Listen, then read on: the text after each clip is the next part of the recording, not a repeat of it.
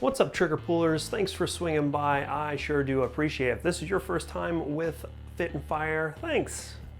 I really think that's pretty cool you guys clicked on this video and are checking things out. If you are interested and you like what I have to say, I would really appreciate you guys subscribing to the channel and hitting that bell icon so you can get notifications of all the new stuff that's coming out as well, because subscribing, I guess, is just not enough anymore from YouTube. So with that being said, let's get into my 3 ways to become a proficient shooter. Now, this is coming from all of my experiences throughout this year. 2018 has been a really good year for me personally in my growth to become a more proficient shooter. I think that I've gotten to a level of proficiency where I'm able to maintain that level.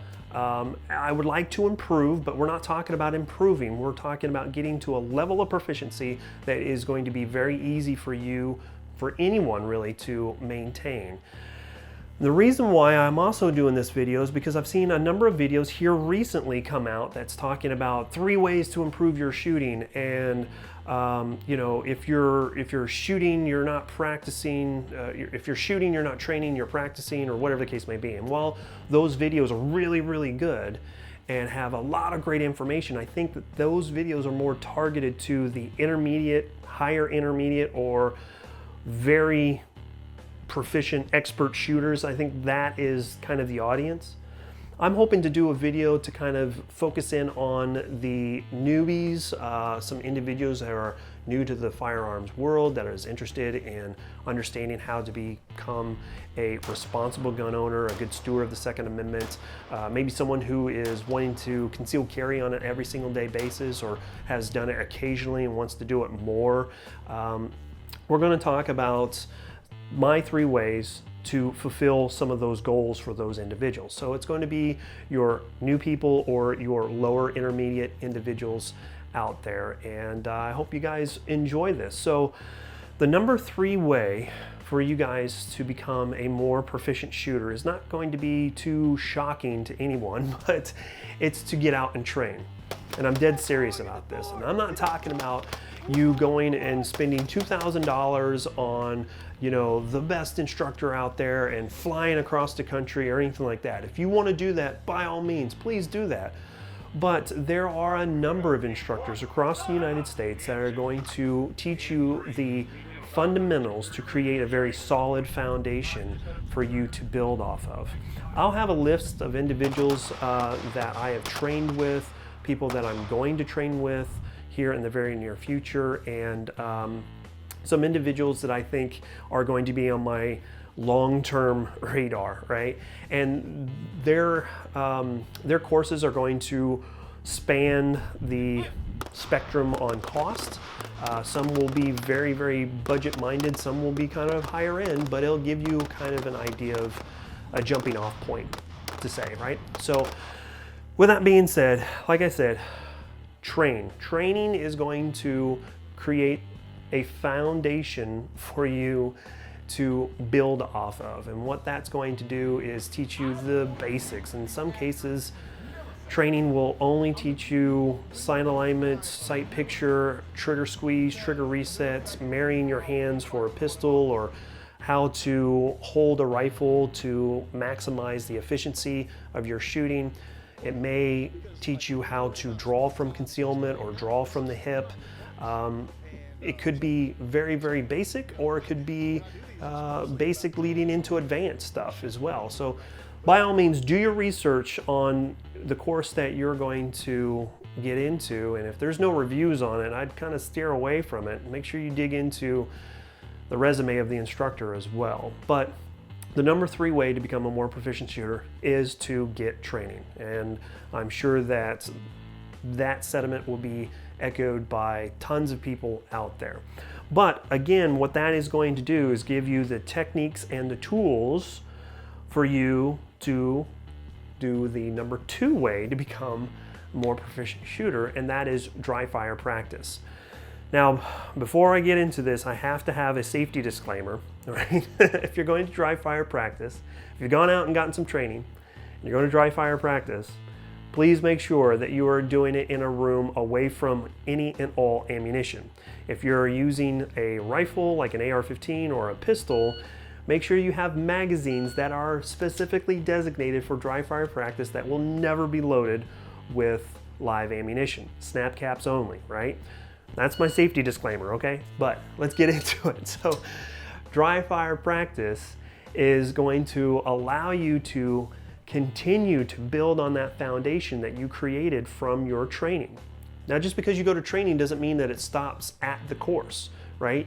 You're really going to need to take notes. If they hand out pamphlets or booklets, you need to take those with you, take notes in them, talk about what you learned from the different things that are in that information that you have, and then use your dry fire practice to create muscle memory on all of the foundations that you just learned through your training. Dry fire practice and training are perishable skills. So if you just go to a course and train for a weekend and then come home and don't do anything for a month, you're gonna lose a lot of the information. So you have to jump onto it real quick. Dry fire practice is a really good way to do that. And let's face it, not everybody has access to a range, a 180-degree range or a 360-degree range, that would allow you to do all of the really cool things that you learned while you were training. Dry fire practice is a way to circumvent that, to allow you to draw from concealment or draw from a holster, practice your sight picture, your sight alignment, practice your trigger squeeze, practice your malfunction drills, practice your weapons manipulation. All of that stuff should be handled through dry fire practice.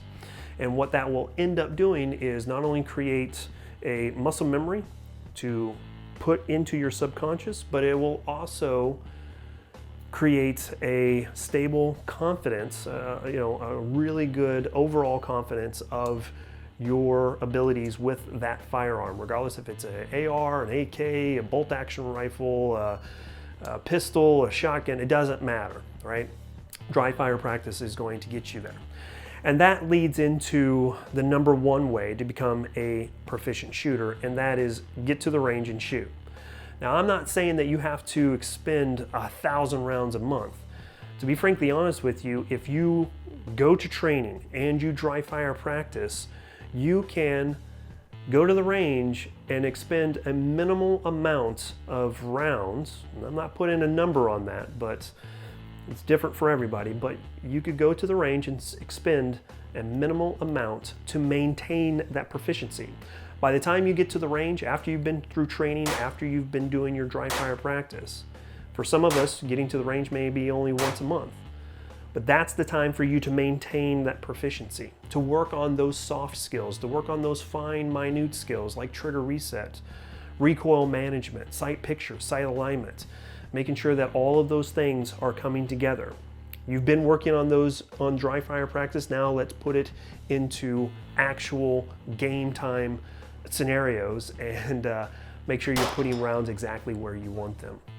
So those are my 3 ways to become a more proficient shooter. Like I said, again, I'm going to have a list of all the different guys that I've trained with this year, some guys that I'm going to or gals that are going to train with here in the near future, and then some people that I'm really interested in getting with in the very distant future as well. So let me know what you guys think. Sound off in the comment section down below. Have you guys trained?